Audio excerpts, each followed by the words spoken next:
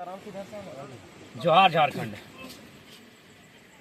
बड़ी उम्मीदों के साथ, संघर्ष, तप और बलिदान के साथ अलग झारखंड राज्य का निर्माण किया गया था। इस राज्य का निर्माण इस उद्देश्य के साथ किया गया था कि जब इस राज्य का निर्माण होगा तो यहाँ के छात्रों का भविष्य बेहतर होगा, यहाँ के किसान, यहाँ के नौजवान, यहाँ की महिलाओं को सम्मान मिलेगा। लेकिन आज इस राज्य के गठन होने के 24 साल हो चुके हैं, लेकिन आज भी जो इस राज्य की प्रतियोगिता की परीक्षाएं जिनको जिम्मेदारी सौंपी जाती है, जेपीएससी रहे, जेएसएससी रहे, आज 24 साल के बाद भी कटघरे में खड़ी है। और साथ ही तमाम छात्र संगठनों के द्वारा कल 30 तारीख को रांची में कार्यक्रम आंदोलन का रखा गया है।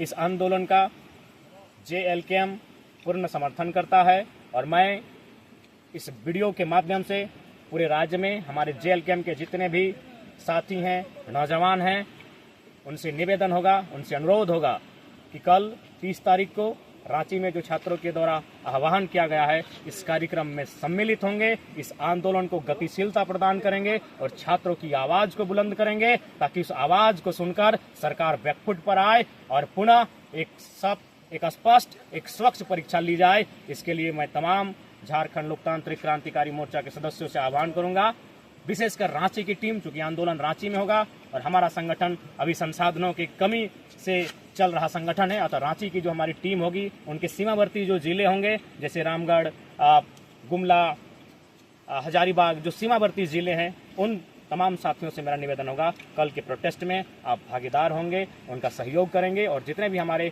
पार्टी के लीडर्स हैं उनसे भी मेरा नम्र निवेदन होगा, कृपया छात्रों द्वारा बुलाई गई इस आंदोलन को समर्थन करेंगे। और साथ ही मैं सरकार को संदेश देना चाहूँगा कि कल 30 तारीख को जो छात्रों के द्वारा प्रदर्शन रखा गया है, उस पर अगर सरकार बैकफुट पर नहीं आती है तो जल्द ही झारखंड लोकतांत्रिक क्रांतिकारी मोर्चा एक नए प्रारूप के साथ छात्रों की आवाज को बुलंद करेगा, इस राज्य में जगह जगह प्रदर्शन करेगा और सरकार के जो ये कृत्य किया गया है सरकार के द्वारा, उसका हिसाब मांगा जाएगा। पुनः जेएसएससी सीजीएल के परीक्षार्थियों से मेरा अनुरोध होगा, आप डटे रहे, आप मायूस न हो। ये लोकतांत्रिक भारत है, आपको अपनी आवाज को रखने का पूर्णतः अधिकार है। आपके साथ झारखंड लोकतांत्रिक क्रांतिकारी मोर्चा, हमारा पूरा परिवार, हमारा पूरा संगठन आपके साथ खड़ा है। जेएसएससी सीजीएल की परीक्षा विगत कई वर्षों से लंबित पड़ी है। छात्र इस आस में थे कि परीक्षा ली जाएगी और परीक्षा को लिया जाता है। सर्वप्रथम 28 जनवरी 2024 को परीक्षा ली जाती है। वो छात्र परीक्षा के केंद्रों में जाते हैं, परीक्षा को लिखते हैं और एक संतोषजनक परीक्षा लिखने का अनुभव करते हैं। लेकिन जब शाम को घर वापस आते हैं तो उन्हें झटका लगता है, उनके पाँव से जमीन खिसकता हुआ दिखता है। वो परीक्षा का पेपर लीक हो चुका होता है। छात्र सदमे में होते हैं। छात्र अब उम्मीद लगाएं तो लगाए किस पे, लेकिन आंदोलन होता है। उस आंदोलन के परिणाम स्वरूप एग्जाम को रद्द कर दिया जाता है। अब उम्मीद जगाई गई थी कि एग्जाम फिर से लिया जाएगा और री एग्जाम पुनः होता है।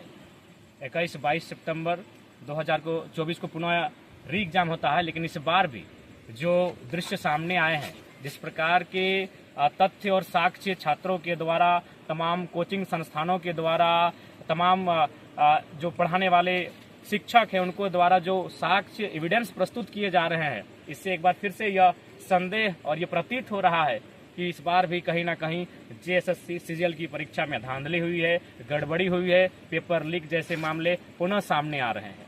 अब सवाल ये बनता है कि आखिर क्यों, इन छात्रों का गुनाह क्या है?